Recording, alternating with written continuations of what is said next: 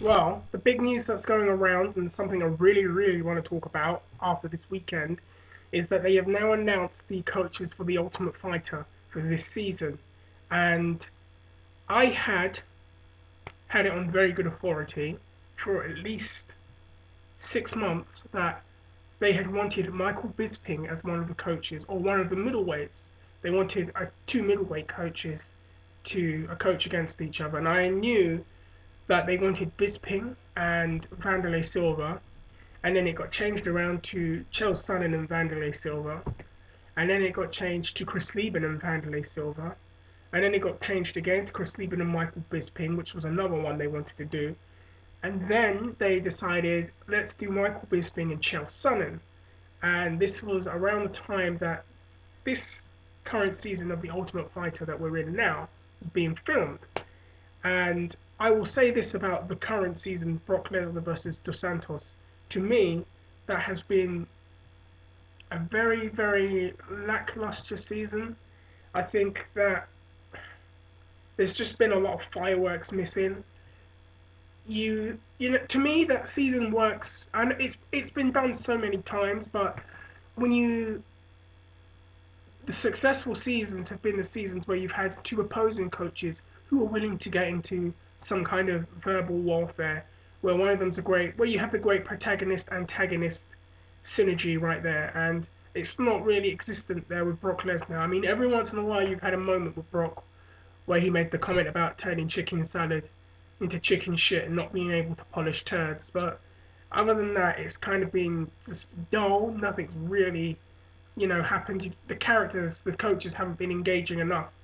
And for every bit as nice as Junior has come across, he doesn't have Brock Lesnar to really play off to build it up. So that's kind of been hurt. And now you've got the information that Brock is actually going to be in hospital and have just had surgery. So in a way, the season's kind of stalled for a lot of people. And this was coming off the season before when you had Koscheck and St. Pierre, which was a very good season because Koscheck was willing to play the bad guy and willing to engage and willing to piss off the other team. So now that they've announced Mayhem Miller and Michael Bisping as opposing coaches, I'm very, very happy to hear that. Now, I do know that it was supposed to be Chael and Bisping, but unfortunately, the legal things that have come up with Chael Sonnen have put that on the back burner, and he might retire apparently, but that's another story in another video. Anyways, Bisping and Mayhem Miller, I'm looking forward to this. I think this season with those two as coaches is going to be what they had envisioned for season 9 when they had Bisping and Henderson, which had its moments, but Henderson wasn't really willing to engage that much with Bisping in the verbal warfare, the psychological warfare that much. And I think for a lot of people, the season kind of fell flat, even though you had Bisping, you know, he deliberately said, I'm going to get under people's skin and, making comments at the American fighters. There's that great clip of him eavesdropping them when they're in the coffee room and then telling them, oh, is that for our benefit, is it, Matt? Is that for my benefit? Trying to piss them off. And now I think Mayhem Miller is more willing to kind of engage. I mean, that should be exciting. He's a very exciting interview if you've ever seen him do an interview. And obviously, with his TV experience hosting Bully Beatdown, he's going to be an engaging enough personality which could really help the season. I believe this season's going to be, correct me if I'm wrong, and I know someone will, I think it's going to be the 135-pound weight class, 145-pound weight class. I'm not too sure. I need to double check that and forgive me for not because I will get crucified now for saying this. Anyways, I think this will be a good season. I'll be interested to see who Mayhem Miller brings in as his coaching staff. That will be something I'm interested in seeing. Um, I think this could be a beneficial thing for Miller. I mean, he's had enough exposure. He's one of the few stars that was created outside of the UFC in the past 2 to 3 years. And perhaps with this exposure on Spike Television for 8 to 9 weeks, his star could really blow up. And it depends on how well Bisping and Miller play off of each other. As far as the fight goes, I'll be interested in seeing that.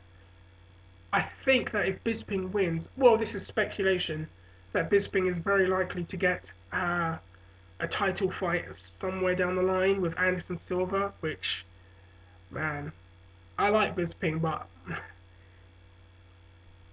the less said about that, the better. I'm just going to leave it at that.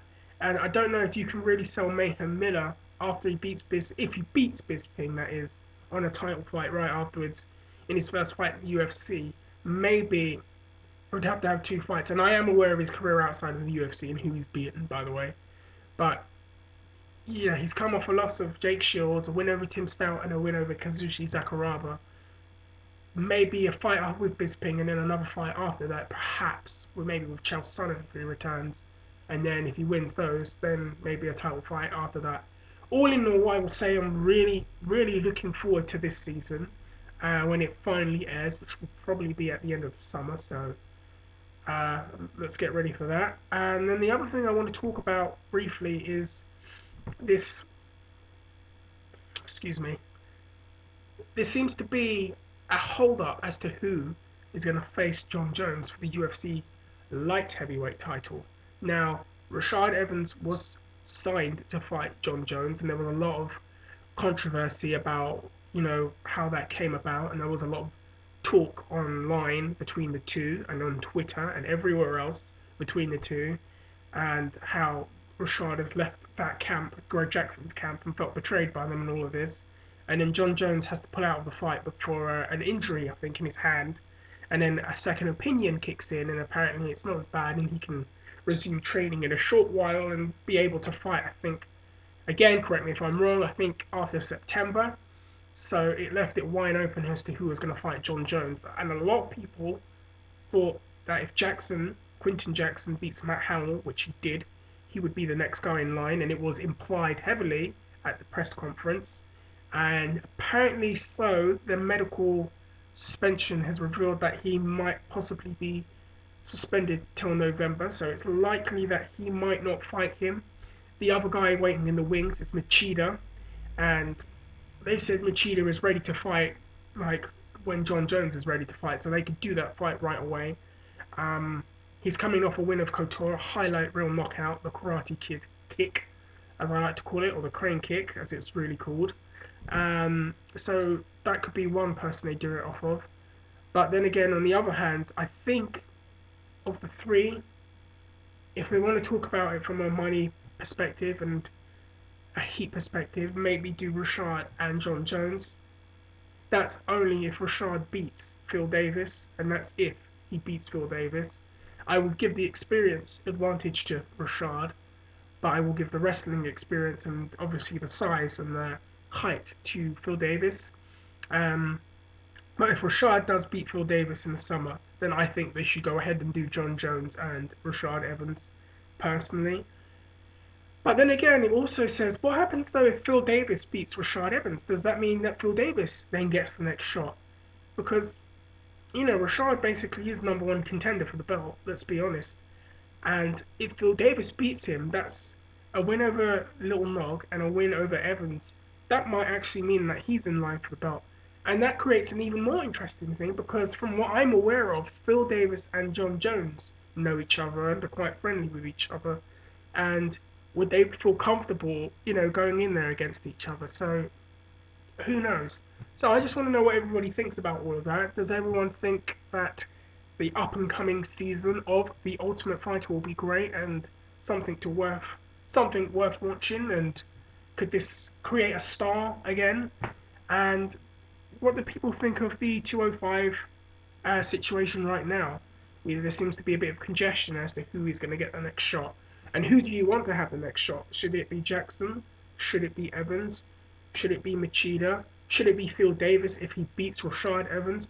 Or let's throw this one out there. If Shogun Hua beats Forrest Griffin, does Shogun eventually get the next shot? So, or Griffin? Who knows? It's very open right now. So I just want to know what everyone thinks. I'm sorry if I sound a bit flat. I worked about 8.5 hours yesterday and had to do some stuff afterwards, so I'm still feeling a bit drained, but you don't really want to hear about that crap. Anyways, guys, let me know what you think. Write some comments. and I will get back to you very, very